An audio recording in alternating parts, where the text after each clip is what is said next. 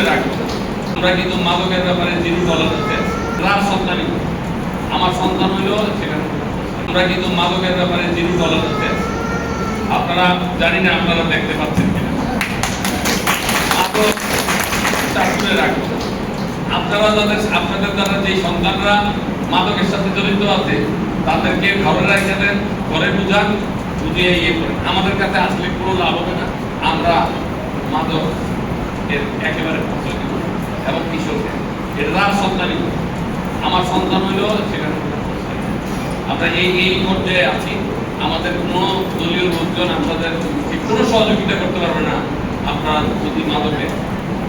এখন একটা জিনিস আপনারা লক্ষ্য রাখবেন, আমরা এটা আমার অভিজ্ঞতা, যেমন মাদক আপনি জানেন না আপনার ছেলে মাদকে কেন জানেন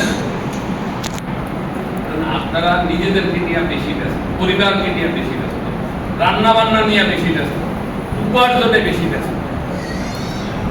সবচেয়ে বড় হলো আমাদের সন্তানরা কি করে আমাদের খবর রাখে, সে বাইরে কোথায় গেল, কি করলো।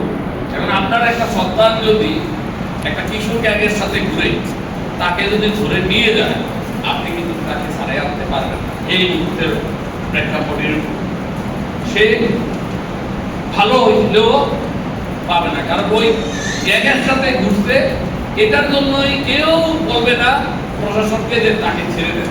প্রশাসন আইনের মাধ্যমে যে প্রক্রিয়া সেই প্রক্রিয়া বেরিয়ে আস্তে আস্তে 1.5-2 মাস যাবে এবং তার ভবিষ্যতের জন্য একটা কালিমা তৈরি হবে। আমরা বাংলা ভাষায় যেটা বলি, হ্যাঁ, স্পট তৈরি হবে। সুতরাং আপনারা আপনাদের সন্তানের দিকে খেয়াল রাখবেন।